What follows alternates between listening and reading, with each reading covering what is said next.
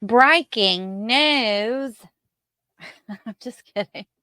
That was my Nancy Grace impersonation. Okay, you guys. Casey Anthony has done it again.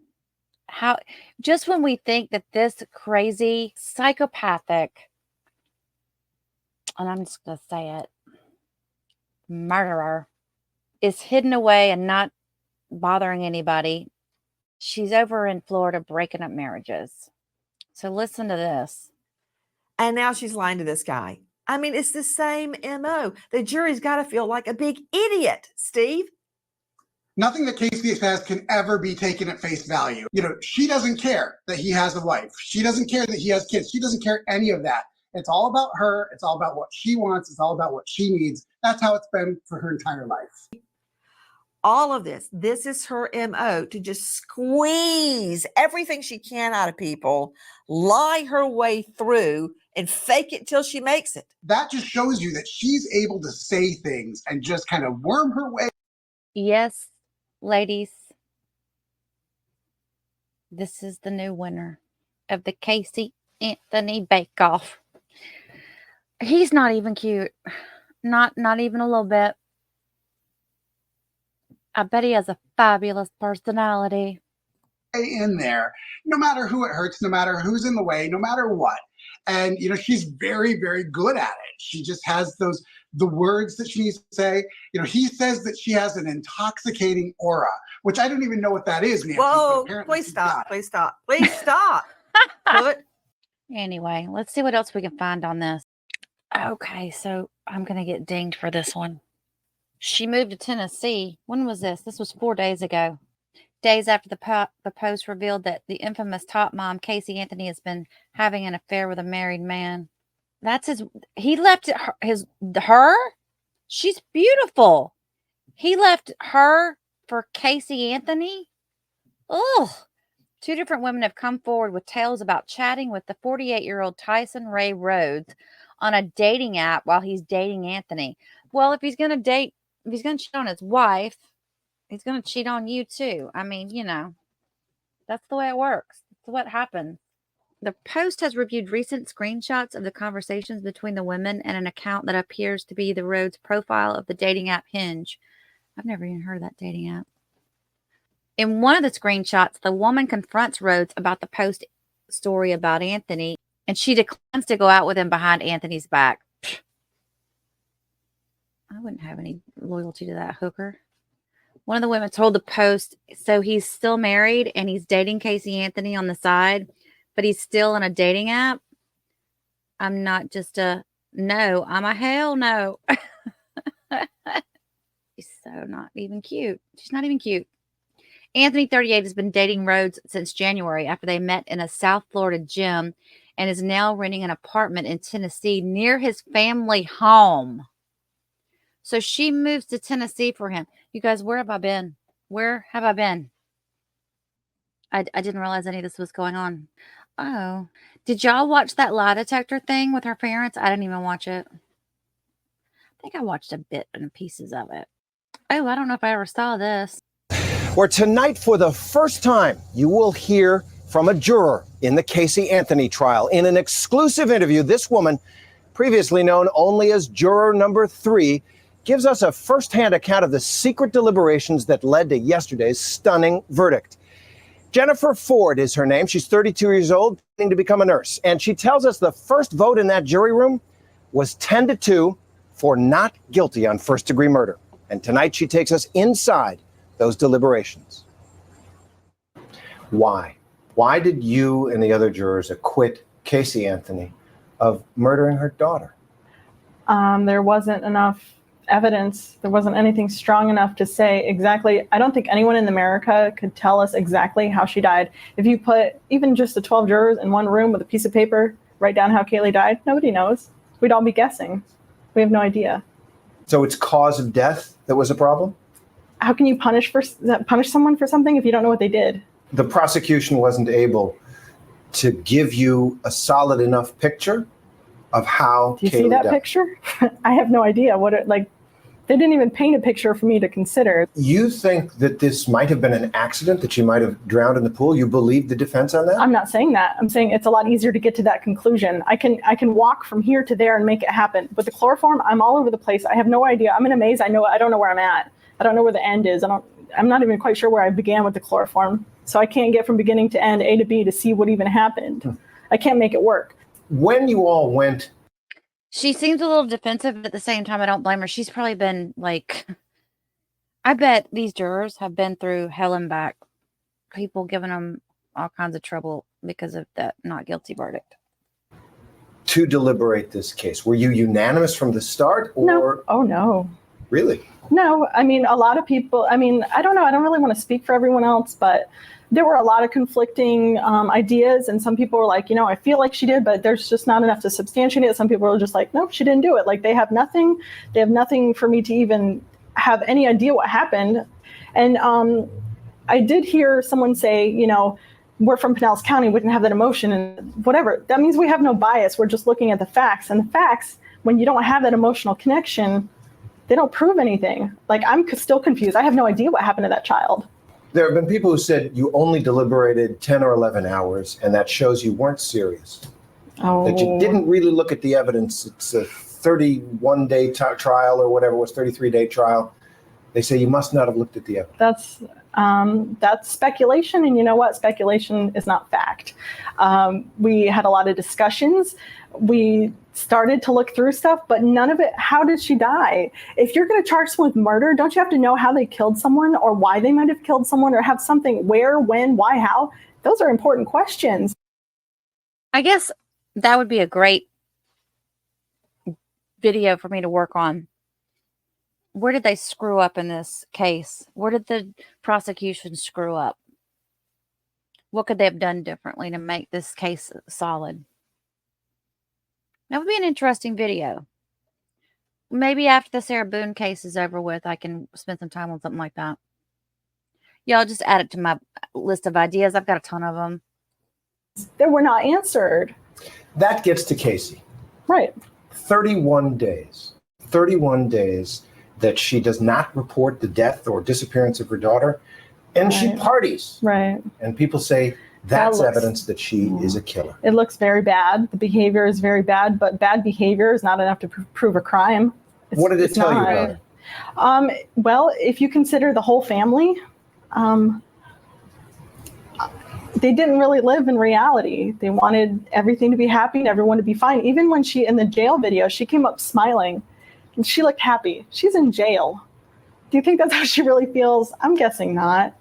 Did you believe the defense accusation that this family that had incest in it, that Caylee had been molested by her father or brother? I have nothing to substantiate that. So no, I mean, if that you don't played prove no it, role in your deliberations. No, if you don't prove it, I'm not going to just because I hear it. No, that's not a factor. What did you make of George Anthony's testimony? He did not help the state's case. Why? Because he was clearly dishonest. He was dishonest. Yes. How? Well, he was evasive, number one.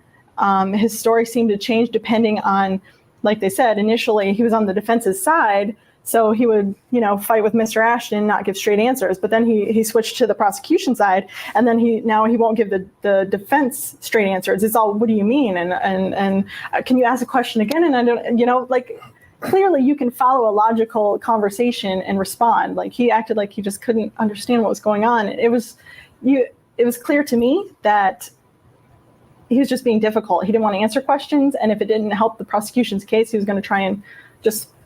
I don't recall.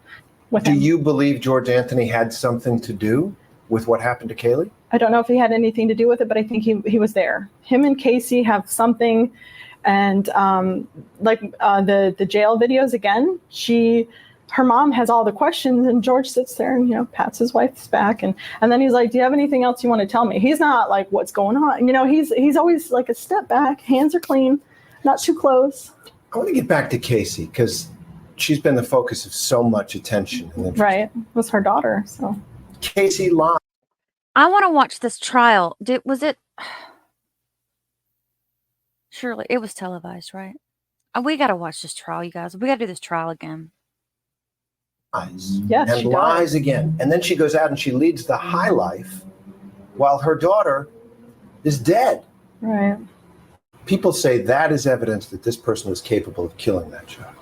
Even if that's evidence that she is capable, it doesn't show that she did do it. Okay, I don't want to get zinged, so we can't watch any more of that. I want to see what else they got about her. Very special guest. This is Casey Anthony's aunt, Pam Placia. Miss Placia, thank you for being with us. Yes, Nancy. I know that all of this has been very, very disturbing for the entire Anthony family. You had a discussion with Cindy Anthony at your son's birthday party several years ago. What happened? I agreed to talk tonight because of a article that was released, I guess, over the internet today, and I'm extremely upset about it. I never gave anyone any permission to print anything concerning the Anthony family.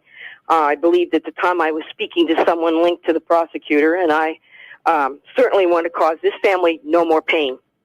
I think that the thing was, I was stressing a point that Cindy obviously loved Caylee very, very much the same way that she loved Casey. When Casey was born, she was enthralled with the fact that she had a daughter and made the remark that I would never know the joy of having a daughter, which is true because we have a son. That's everything I want to say on that. I just feel very bad about this whole situation. What did Shirley Placia tell you happened the night of June 15, 2008? I will tell you that. And I feel bad about having to say it, but I will tell you exactly what Shirley said to me. She said that on Father's Day, which was the 15th of June, that Cindy and Caylee came down to visit my ex-father-in-law, who is in a nursing home. I gather from the conversation that I've had with my ex-mother-in-law that the nursing home is very close to her home where she lives. So they went to visit and had a pleasant visit. I believe that is the picture you see on TV of little Caylee sitting on his lap. Afterwards, they went back to my mother-in-law's house because she had made chili, which I think is a favorite dish of Cindy's, and they were going to have a pleasant lunch. At that point, she said that she told Cindy she had planned on having Casey arrested due to the fact that she had found out that money from her husband, the grandfather's nursing home, money that they keep, in the bank for his care, had been taken. I'm not sure of the amount of money. I remember her saying maybe $325, $350, and somehow she had tracked it to a routing number or something that Casey had gotten her hands on. She had said to Cindy that it was time that it was brought to an end. I gathered from what she said that she meant that Casey had probably done similar things to this in the past, and that she felt that if she had her arrested at this time, it might shock her into stopping this behavior.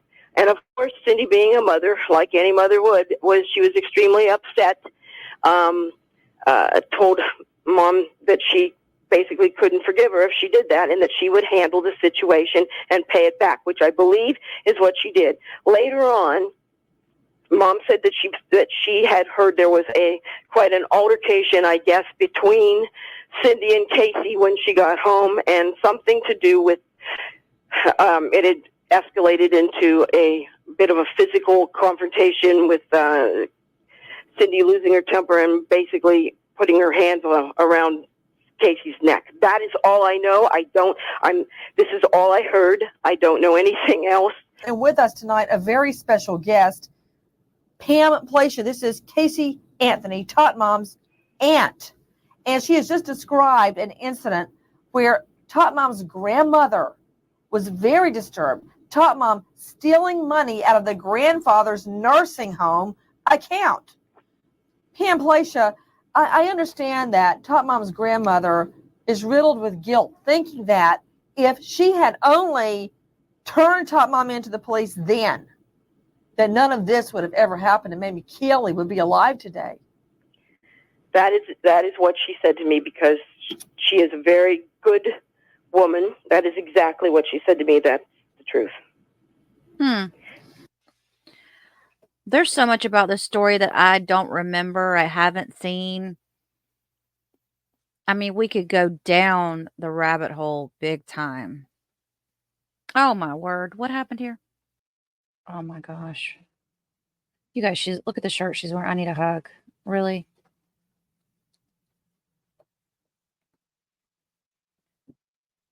All right, let's see what it says. And Anthony, 38, has been dating a 48-year-old man, Tyson Ray Rhodes, since January. And the notorious murder defendant blew up her new man's 20th year marriage to be with him. This was all from the New York Post. It says they joined a group text with other gym members, but soon began talking one-on-one, according to the sources. Anthony, who was accused and then acquitted of murdering her 2-year-old daughter, Caylee, has since uprooted her life in Florida and moved to Tennessee to be with her new beau. Well, for the longest time, we were like, why is she still in Florida? Why hasn't she left the state? Because anybody that would be, most people would be embarrassed to even stick around, and you'd want to go somewhere and hide out. It says Rhodes has 2 sons who are both young adults. The couple was spotted on Wednesday outside her luxury apartment. Rhodes was carrying a set of golf clubs, and retreating inside, they left again dressed in workout clothes. Share this picture with you guys.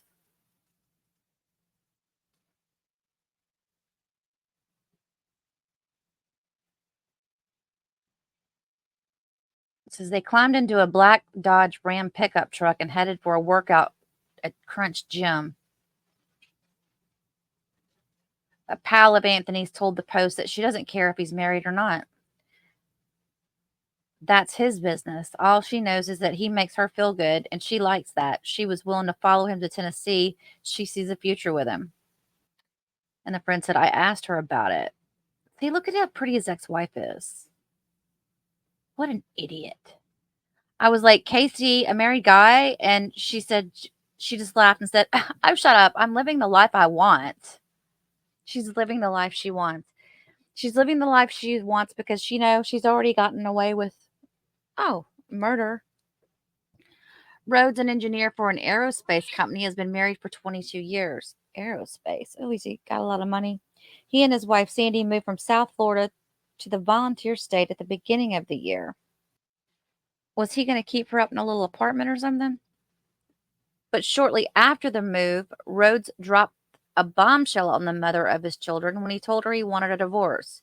He has yet to file the paperwork, but family sources tell the Post that she was blindsided by the news. Days later, when his wife visited the family in Florida, Anthony swooped in to Tennessee to be with her married lover. On January 26, Rhodes and Anthony were spotted at a local restaurant and bar. They were all smiles as they dined with 2 other couples. They were holding hands and kissing, and he even touched her butt. Really? She got up to order a drink, and they noticed that people were staring. He said to her, bring that important ass over here. He didn't care. What the? Anthony, who worked remotely as a researcher for a private investigator, then decided to move to an apartment just down the street from Rhodes. His truck has repeatedly been spotted parked next to her Mini Cooper. A family member told the Post that Rhodes has said Anthony has an intoxicating aura and that he's very attracted to her. Rhodes did not return the Post message for comment. I mean, I'm not surprised, obviously. I'm just, you know what I think is going to happen now? Wasn't she like living with a couple that they were in the documentary, weren't they? And it was all love and all that, right? It was all good vibes. Everybody loved everybody. What do you want to bet that something comes out from those people or people that know those people that talks about how Casey took advantage of them? I'm stating it now on my channel. I bet that happens. I guess this has been going on for some time. Let's view the videos. He's not cute. He is not cute.